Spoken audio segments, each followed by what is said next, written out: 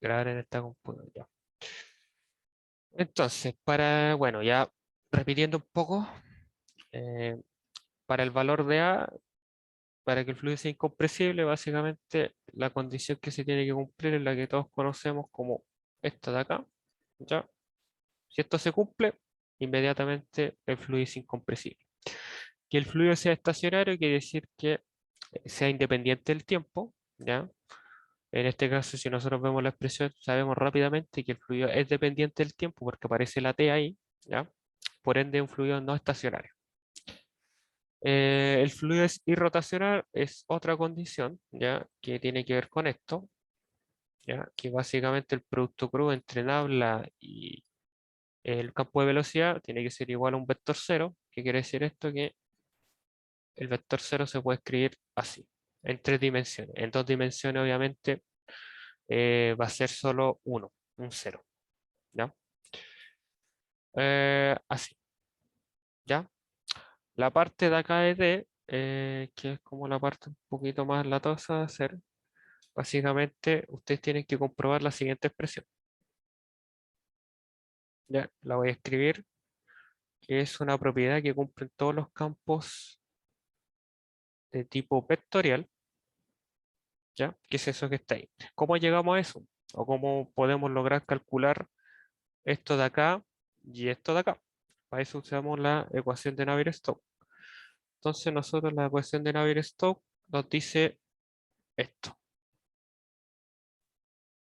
¿ya? Nos dice lo siguiente. Chuta, ahí va X, pero con respecto a Y, y acá la componente Z de X, pero con respecto a Z, igual a menos esto que está acá, más mu de la derivada segunda con respecto a X, más la derivada así, pero con respecto a Y, más esta así. Chuta. Ahí, ahí, ya, más rho g en X, ¿va? Pero acá nos dicen en el enunciado que la aceleración de gravedad es despreciable, ¿ya? Despreciable en todos sus componentes. Faltó hacer énfasis en eso, pero es despreciable en todos sus componentes. Por ende, inmediatamente esto es cero. ¿Vale? Entonces, bueno, ¿cuál es la lógica acá? Si ustedes se fijan, acá tenemos la derivada parcial de p con respecto a x. Entonces, lo que nosotros tendríamos que hacer es despejar esto. Si nosotros lo despejamos, nos va a quedar todo esto. Lo voy a agarrar completito. Nos va a quedar todo eso, ¿ya? Menos todo eso, ¿ya? Así, menos, perdón, más mu por las derivadas parciales de segundo orden con respecto a x, con respecto a y, con respecto a z del campo x de velocidad. Ya, la voy a escribir abajo porque ahí se ve un poquito justo. Más mu, chuta, sí, más mu derivada parcial así, así, y es y acá es z. ¿Ya? Obviamente acá hay partes que se van a simplificar, ya oye, no van a llegar a armar todo este choclón que está acá, pero esa es la idea. Ya con esto hacen el despeje de esto de acá, ya que es equivalente con esto que está acá arribita, ¿ya? Y para calcular la otra parte, es básicamente recurrir a la componente I de Navier-Stokes, ¿ya? Y hacer el mismo procedimiento. En este caso nos va a quedar así. Ya, la voy a escribir completa para que se entienda mejor. Ya, Pipe, y después derivamos cada expresión con respecto a y tiene que dar igual nomás. Sí, y tiene que dar igual, Pero exactamente. esto pasa porque igual el campo es como bidimensional, ¿cierto? Porque con Sí, la con la explicación otra como... detrás es un teorema matemático, que no sé si se acuerdan de Mate 3, que había algo que tenía que ver con las derivadas parciales en segundo orden, las derivadas cruzadas. No me acuerdo el nombre específico, ¿ya? Pero la cosa es que el campo de presión cumple esa propiedad, ese teorema. No me acuerdo cómo se... Teorema Schwarz, algo así, creo que se llamaba. Si lo busco, si logro encontrar el nombre, porque sé que está en los apuntes más de 3, ahí les voy a decir, ¿ya? Pero de ahí nace esto, de ahí nace esto que sale acá, ¿ya?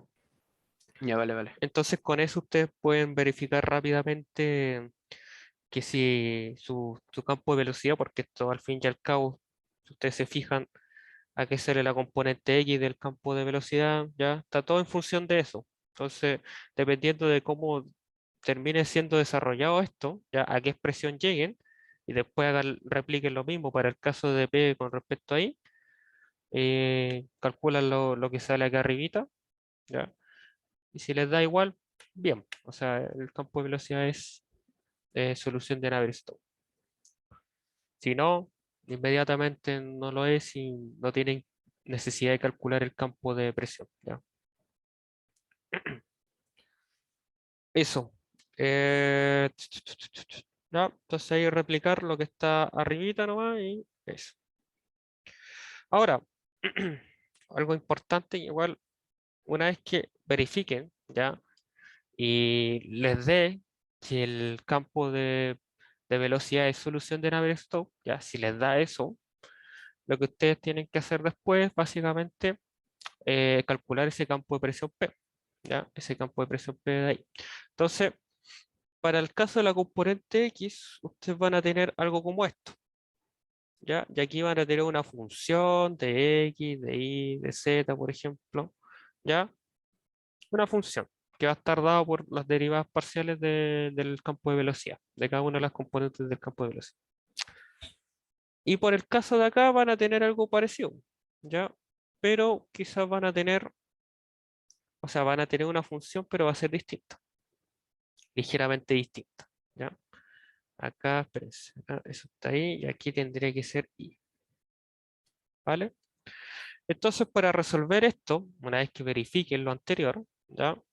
Lo que ustedes tienen que hacer es, por ejemplo, yo esto siempre lo hago para resolver este tipo de problemas, es tomarme, por ejemplo, del X, ¿ya? ¿Y qué hago? Bueno, lo típico que haríamos la gran mayoría de nosotros sería esto, después integro, ¿ya? Y voy a obtener una expresión P, integro esto, ¿ya? Y voy a obtener quizás una expresión F mayúscula dependiente de X, de Y, de Z, más, esto es importante, otra función, que la voy a llamar una función phi, pero que va a ser así, ¿ya? ¿Por qué obtengo una función phi, ¿ya? Que es dependiente de Y? Porque cuando ustedes después lleguen a esta parte de acá, les van a decir que el A, el valor de A, esa constante que está ahí, va a ser igual a 0 y les va a quedar un campo bidimensional, ¿ya? Al ser un campo bidimensional, ustedes solo van a requerir calcular estas dos componentes de la ecuación de Navier-Stokes, la componente X tongo y la componente Y tongo, ¿va? Entonces, cuando desarrollen esto de acá, ¿ya? Van a tener que integran, ¿cierto? Van a llegar a eso y después de eso van a llegar a esto de acá. Y ahí aparece esto de acá. Esto si ustedes quizás quedaron un poco confundidos, pero ¿se acuerdan cuando, por ejemplo, en mate 1, en mate 2, perdón, teníamos, no sé, supongamos, una función ya, la derivada de, qué sé yo, la derivada de f mayúscula igual a escribir de esta forma, mejor no parcial, sino que teníamos la derivada de f mayúscula igual a, no sé, una función que dependiese de y, ¿ya? Y una derivada con respecto de y. Si nosotros integramos esto, vamos a resolver eso y nos iba a quedar algo como una función, no sé, g, dependiente de ese i, más una constante, ¿cierto? Ya, esa constante de acá sería equivalente a esto que está acá. Pero en este caso, como estamos trabajando con funciones de varias variables, ¿ya? Multivariables, esa constante en sí es una función, ¿ya? Que va a depender de la variable contraria a la cual nosotros estábamos integrando. Nosotros estábamos integrando con respecto a x, va a aparecer una función, pero con respecto a y, ¿ya? Eso siempre se cumple para funciones de varias variables, ¿ya? Entonces eso es como importante. Ahora, por ejemplo, si, no sé, ustedes quisieran hacerlo utilizando la componente i de Navier-Stokes, es básicamente lo mismo, pero acá nosotros vamos a tener algo así. Integramos, ¿cierto? Nos va a quedar p igual a una función g mayúscula, ¿ya? Más una función que va a depender de x.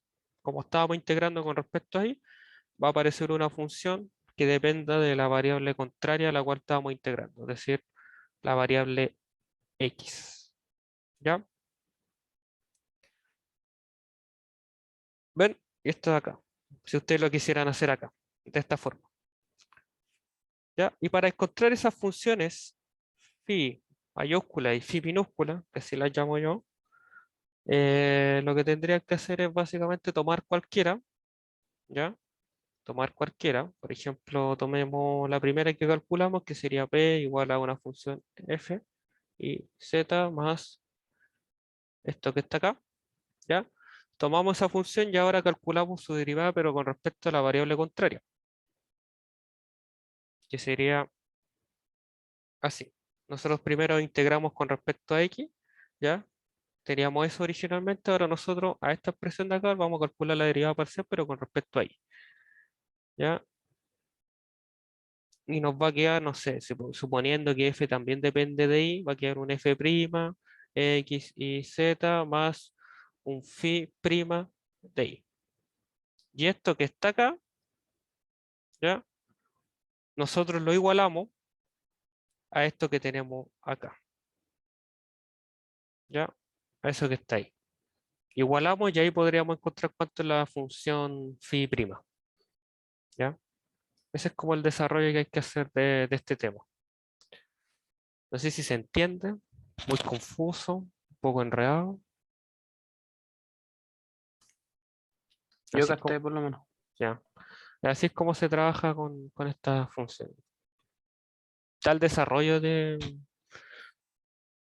un ejercicio parecido que hicimos, ¿ya? En aula, para que lo busque en la parte ayudantiva, para que le echen un ojito ahí y se vayan guiando. Es básicamente hacer eso mismo que está en ese PDF. Pero así es como se trabaja con esta función. Ya el resto de acá es, si lo vemos acá, en grande, ya el resto es calcular esto de acá, ¿ya? Y aquí a usted hay un dato que no se les da, pero lo pueden buscar yéndose al libro. Libro del Chin, ese no es, las soluciones.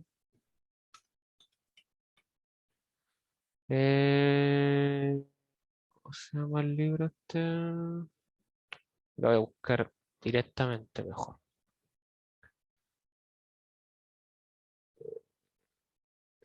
Este se llama, este de acá. Ya.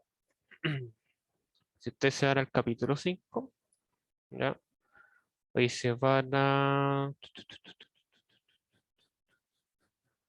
Acá, creo que estaba por acá. Bueno, un poquito más abajo. Ya, por aquí debería estar. Acá. Ya. Lo que van a necesitar para resolver chuta, ¿dónde está? Para resolver esto de acá, ya para encontrar cada una de las componentes de este tensor, es esto que está acá, lo que está en la página 380 de su libro. Ese P que está ahí es el campo de presión, ¿ya? Por ende, si logran comprobar que es solución, ¿ya? El campo de velocidad es solución de la ecuación de Navier-Stokes, ustedes van a poder calcular un campo de presiones, ¿ya? Lo calculan y esto es lo que ustedes van a necesitar para poder armar cada una de las componentes del tensor, ¿ya? Y obviamente ya tienen las velocidades, ya recuerden que la componente X de la velocidad en el libro la señalan como U, la componente Y de la velocidad la señalan como V solita, y la componente Z de la velocidad la señalan como W, ¿ya? Es otra notación. Y ustedes pueden calcular todas estas cosas de acá, porque tienen todos los parámetros. Y eso. Eso ya sería para la última pregunta. ¿Ya alguna duda con esto? Que no le haya quedado claro. Un ejercicio bastante extenso, pero salió en un certamen, así que puede ser Todo bien, pregunta. yo. ¿Sí? ¿Todo bien? Ya. Voy a ir comentando algunos ejercicios, la verdad, porque obviamente en la ayudantía del martes vamos a resolver algunos, ¿ya? Pero la idea es igual que ustedes logren por su cuenta ir resolviendo uno que otro, ¿ya? Que encuentren interesante. Este de acá no es complejo, ¿ya? Básicamente lo que les piden es calcular, les dan un perfil de velocidad y determina el caudal, ¿ya? ¿Cómo determinan el caudal? Bueno, hay una expresión que ya se las voy dando, que es básicamente que el caudal va a estar definido como una integral doble, ¿ya? De la velocidad, en este caso la vamos a colocar así, ¿no? Que es la velocidad por un diferencial de área, ¿ya? ¿De dónde sale esto? Bueno, ustedes saben que caudal es la velocidad por el área, ¿cierto?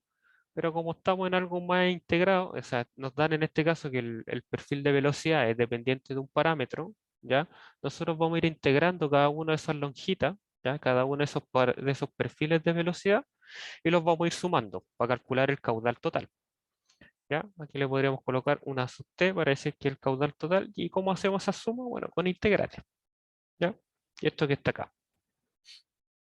En teoría, si ustedes desarrollan esto de acá, esto es una integral doble, ¿cierto? De la velocidad que ya se las dan por un diferencial de y por un diferencial de x, ¿cierto?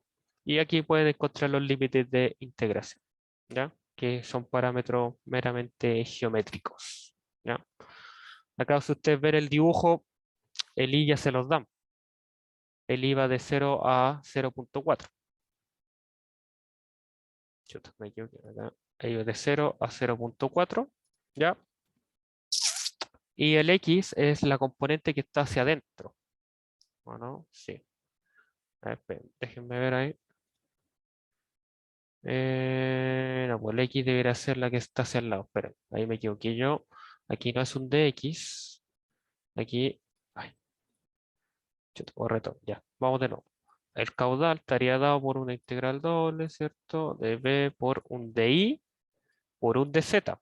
¿Por qué dz? Porque es la componente que está hacia adentro, ¿ya? Hacia adentro de la hoja me refiero. Acá no está bien marcado el tema de los ejes, pero supongamos que el eje X es el tradicional que todos conocemos y es el que va hacia acá, ¿ya? Entonces, el Z debiera estar hacia adentro de la, bueno, en realidad hacia afuera de la hoja, ¿ya? Pero da lo mismo, la cosa es que va eh, en vertical hacia la vista del computador, ¿ya? Entonces sería acá de 0 a 0,4. Y en Z, bueno, aquí creo que se los dan o no se los dan. Sí, el ancho del canal es 2 metros, ¿ya? Entonces esos 2 metros que les den ahí es de 0 a 2 metros, ¿ya? Que sería como la superficie que le da volumen a esta figura, ¿ya? Entonces con eso, ustedes esto que está acá, lo reemplazan acá, vendría siendo ese V que está ahí, ¿ya? Es decir, V igual al U que sale ahí, integran y van a poder obtener el caudal. Y después les piden la velocidad promedio que ahí lo único que tendrían que hacer es tomar la expresión anterior, ¿ya? tomar esa expresión de caudal integrada y dividirla en el área. O sea, para esta pregunta de acá, un poquito ridículo, pero esto es hacer esto. De 0 a 0,4, de 0 a 2, de U por DI por DZ, eso. Eso es para la pregunta P. ¿Ya? Obviamente la velocidad, como es una expresión, ¿ya? Como es una función, eh, nosotros acá haciendo esto obtenemos una velocidad promedio, ya una cierta tendencia que va a tener la velocidad de este fluido a lo largo de ese canal. ¿Ya? Por eso está la lógica de esto de acá. Primero calcular el caudal y con el resultado del caudal simplemente dividirlo en el área. ¿Ya? Y el área es básicamente multiplicar 2 por 0,4. ¿Ya? El área sería 0,4. Sería 0,4 por 2. ¿Ya? Y ahí calculan el área y estarían listos. ¿Se entiende? Chuta. Lo que tienen que hacer para este problema,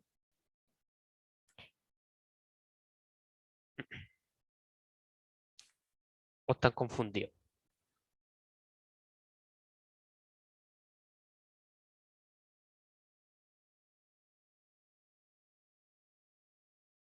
Yo sí caché. Ya. Fíjate, ya. No es complicado, también sale en un certamen, así que no era tan difícil, era hacer eso, ¿no? Ya. Ahí tenemos el 2, tenemos el 3 y el 4 también es otro problema más del certamen, ¿ya?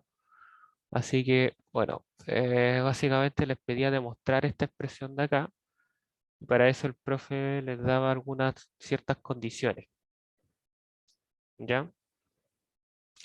Y abajo del todo, no sé por qué no lo coloca arriba, la verdad, pero abajo del todo les da como alguna indicación extra, que en fin, ya es que ahora las indicaciones que a ustedes les interesan. Para los cálculos anteriores, asuma que tenemos un fluido newtoniano con un campo de velocidad dado de la forma que aparece acá y el siguiente gradiente de presión. ¿Ya? Entonces, ¿qué es lo que ustedes tenían que hacer con esta información? Además, les decían que asuma que el fluido es estacionario, ¿ya? Y que G solo está en esta componente, en la componente I. Acá creo que no les decían, pero aquí, aquí. Ya, creo que no les decía, pero tenían que subir un fluido que fuera bidimensional. Bueno, acá en el dibujo igual se ve, ¿ya? Que el fluido tendría que ser bidimensional. Y que, bueno, la componente, esta velocidad de acá, era dependiente solo del parámetro I, ¿ya? O sea, solo de la variable I. Se desarrollaba en X, porque iba en X, pero era dependiente de Y, ¿ya? Solo de Y. Pero eso es algo que lo podían asumir mediante el dibujo. Con esta información, a ver ustedes cómo se les ocurriría hacerlo. La verdad que es muy parecido a los anteriores. Tomar Navier-Stokes, en base a la información que les van entregando, ustedes empezar a hacer las simplificaciones respectivas. ¿Ya? Eso es lo que tienen que hacer. Así que no es algo tan complicado. ¿Ya? Tomar la ecuación de Navier-Stokes en sus componentes cartesianas y empezar a simplificar, de acuerdo a lo que la información que les da. Es muy parecido a ver, es muy parecido al problema de su tarea. Es muy parecido a este, ¿ya? No es el mismo, por si acaso, no es el mismo, pero es muy parecido a este, en términos de que les dan una información y ustedes tienen que ir simplificando en base a esa información. ¿Ya? Eso.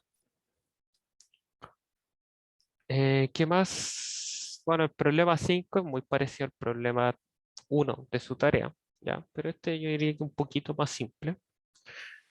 Y bueno, aquí aparece un modelo, ya, aquí, bueno, eh, ya como tip, esto les sirve tanto para la tarea de ustedes como para resolver este problema, es que les dicen, bueno, les dan una figura, que es un cono, que está acá, cierto ángulo, ¿ya? Donde la velocidad de este está dado por esto que está acá, ya por esta expresión.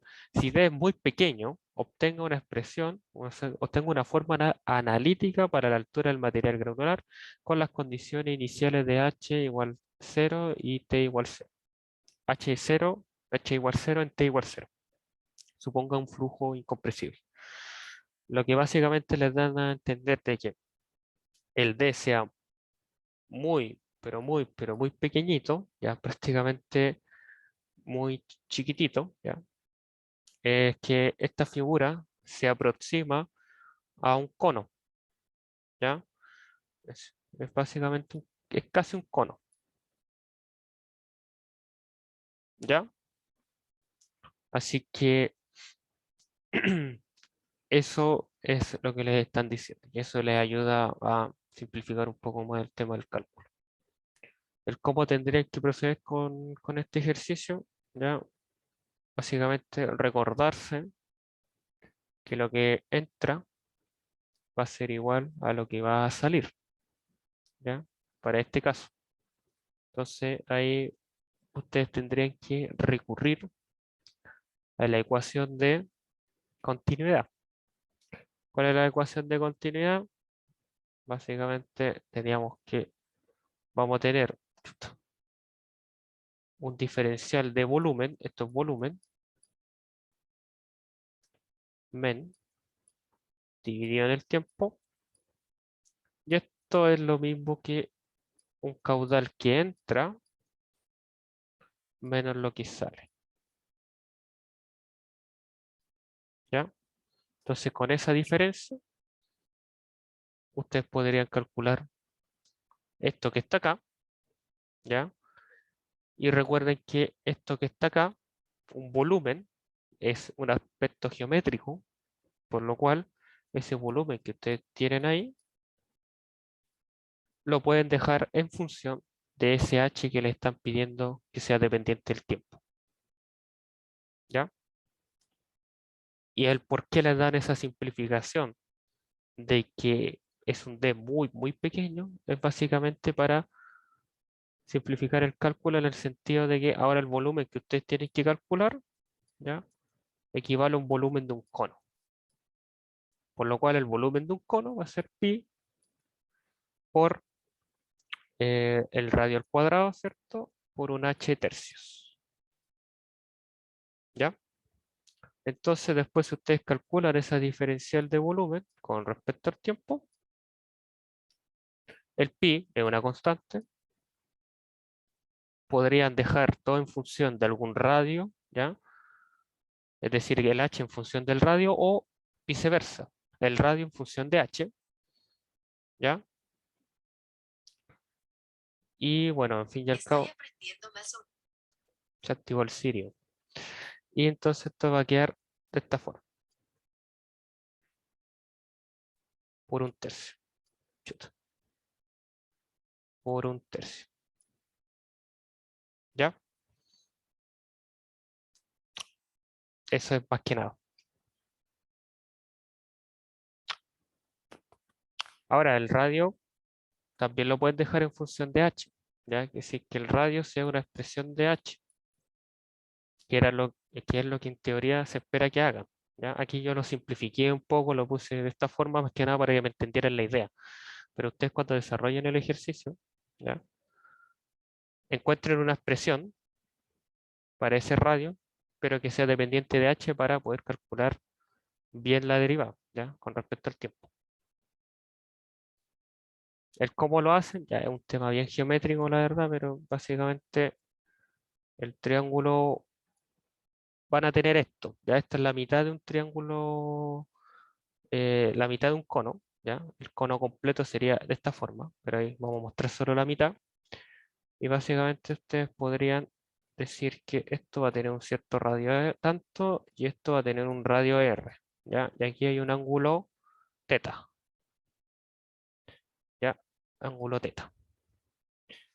Y aquí obviamente hasta este punto de acá va a haber una altura h, ¿ya? Entonces, tangente de teta va a ser R sobre h. Despejamos el h, perdón, despejamos el R, nos va a quedar h tangente de teta, ¿cierto? Y ahí está la función de R en función de h. Y eso lo reemplazan en la ecuación anterior y pueden hacer los cálculos respectivos. ¿Se entiende? Que sería básicamente volver a la ecuación de volumen. Nosotros teníamos que era de esta forma, R cuadrado. ¿Ya? Entonces acá en este caso nos va a quedar h por tangente de teta al cuadrado por h tercios. De esta forma nos va a quedar pi tercio tangente cuadrado, ¿cierto? Por h al cubo sobre, no, h al cubo. ¿Ven? Y esto igual al volumen. Calculando la derivada con respecto a t, esto de acá va a ser constante, ¿cierto? Esto nos va a quedar al cuadrado y esto nos va a quedar 3h cuadrado diferencial de h con respecto al tiempo. De acá, este 3 con este 3 se simplifica y finalmente lo que ustedes obtienen es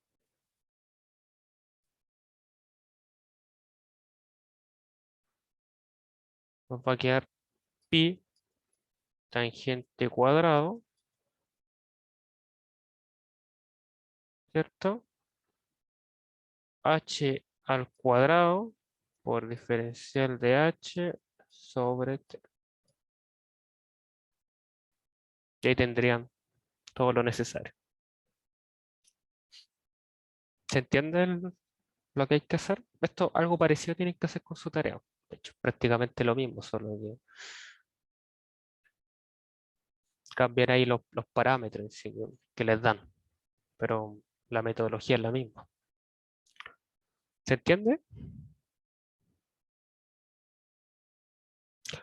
¿O no se entiende?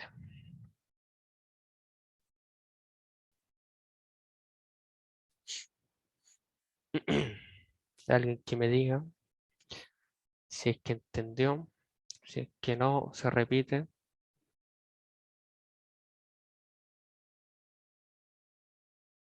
Yo por lo menos lo entendí, por lo menos como que sacaste la altura y todas esas cosas, como con el Claro, triangulito de la tangente. exactamente. Básicamente eso. ¿Ya? Eso les va a ayudar para la pregunta 1 de su tarea también. Bueno, ya después la acá es utilizar un modelo, ¿ya?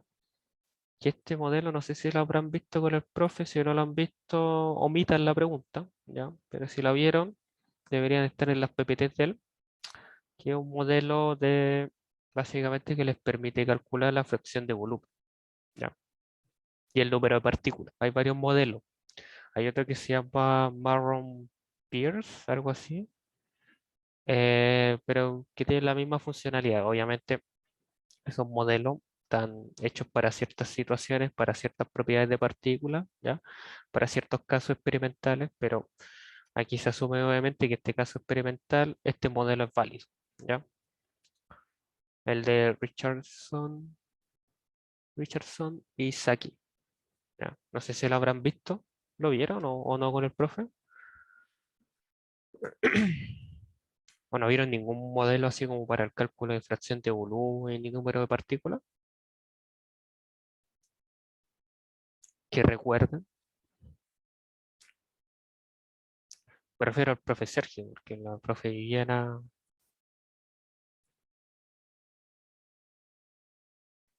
Ya parece que no lo han visto con ninguno de los dos. Ya, si no lo han visto, omitan nomás la pregunta, porque es por si acaso si lo vieron, pero si no lo vieron, no pasa nada, no lo respondo. Y bueno, ya esta es un poquito más latera, ya esta pregunta de acá, pero básicamente es más de lo mismo. Les dan unas expresiones, perdón, les dan unas expresiones y les dicen que supongan ciertas simplificaciones y en base a esas simplificaciones ustedes eh, logren reducir las cosas que están arriba, ¿ya? Logren reducir estas expresiones que están acá arribita, ¿ya? Es bien guiado este problema, ¿ya? No tiene ninguna dificultad en ese sentido. Eh, y eso, ¿ya? O sea, no es complicado, ¿ya? Parece feo porque las expresiones igual son feas, pero es un problema que si le van metiendo mano se van a dar cuenta que no es algo imposible de hacer, ¿ya? Aquí lo más destacable es que el fluido con el cual usted está trabajando es un fluido de ley de potencia, ¿ya? Si ustedes se acuerdan, el fluido de ley de potencia nos decían que tau, ¿ya? Era igual a un coeficiente constante, un K, ¿ya? No me acuerdo cuál era el nombre que tenía ese K, pero llamémoslo K, una constante, y teníamos que la velocidad con respecto a su componente perpendicular, ya todo eso era elevado a un coeficiente n, ya que este coeficiente n era un coeficiente de ajuste, ya que podía ser cualquier valor entero, ya 1, 2, 3, 4, 5, ya cualquier valor entero. E inclusive en algunos modelos se utiliza como un factor que puede ser decimal, ya, pero generalmente un valor entero. Entonces, si ustedes ven esto de acá, bueno, tiene similitud con lo que están viendo en este lado de las expresiones, ¿ya? Si ustedes se fijan precisamente en los tau, ¿ya? Hay una cierta similitud en este sentido, porque el A vendría siendo como esa constante, ya el A medio vendría siendo como esa constante, y el resto que está ahí vendría siendo homólogo a lo que está acá. Por lo cual ustedes están trabajando en sí con un fluido de ley de potencia de grado 2, ¿ya? ¿Por qué grado 2? Porque aparece un 2 en el n, ¿ya? N en este caso es igual a 2. Les digo esto porque hay una pregunta que hace alusión a eso, ¿ya? Y acá otro modelo, ¿ya? Acá está el de Maron Pierce, ¿ya? Que es otro modelo que cumple la misma lógica que el anterior, que les permite básicamente calcular el volumen del contenedor y la concentración de partículas, ¿ya? Determinar el número de partículas, ¿ya? Y también les permite, o sea, perdón, les permite encontrar eso, más que nada, lo que es el número de partículas, ¿ya? Lo mismo que el modelo anterior, solo que este tiene otros parámetros, ¿ya? Distintos, porque se usa para otras situaciones, ya cuando se tienen otros datos, ¿ya? Pero el objetivo al fin y al cabo es el mismo, encontrar la cantidad de partículas. Eso también lo responde si es que lo vieron. Si no lo vieron, igual revisen las PPTs por si acaso, pero si no lo vieron, no la respondan, obviamente. El problema 7, un poquito más de lo mismo, la verdad. Así que creo que de hecho hasta lo resolví por ayudantía, ¿ya? Así que revísenlo, ¿ya? Ah, no lo resolví con ayudantía porque este es de mi certamen. Ya este problema es de certamen mío de cuando lo di el 2020. Un poquito largo, ya tiene hartas cosas, pero en sí no es complicado, ¿ya? No es complicado. Las últimas de acá, estas de acá, la D y bueno, le puse D y D, pero en realidad esta es la E, ¿ya? Pero estas dos últimas preguntas son de demostración, ¿ya? Estas demostraciones se las puedo explicar el martes en ayudantía, pero son complicadas, ¿ya? Así que enfóquense más que nada en lo anterior, en lo que es de la A hasta la C, ¿ya? En eso enfóquense. Y omitan por ahora, si quieren, bueno, la pueden hacer, igual en el libro hay información sobre esto, pueden hacer la D y la E, ¿no? pero no es algo que sí creo que el profe les vaya a preguntar. El problema 8, nuevamente un cilindro, ya. En este caso, este cálculo es bien parecido al que sale en el libro, ya. Está guiado, entonces básicamente en el libro les dicen que el cilindro del centro, el que se está rotando, o sea, el que está rotando, ya. Aquí la variación es que el cilindro exterior es el que está rotando. Y en el caso de su tarea, más complejo aún porque están los dos rotando. O sea, más complejo en el sentido de las condiciones de borde y la expresión final que les queda, pero la idea es la misma, ¿ya? O sea, el desarrollo que aparece en este libro les va a servir tanto para este como el de la tarea, ¿ya? Y este problema extra es el más complejo de todo, ya el más difícil. Y este sí lo vamos a hacer en ayudantía el martes, completito, ¿ya?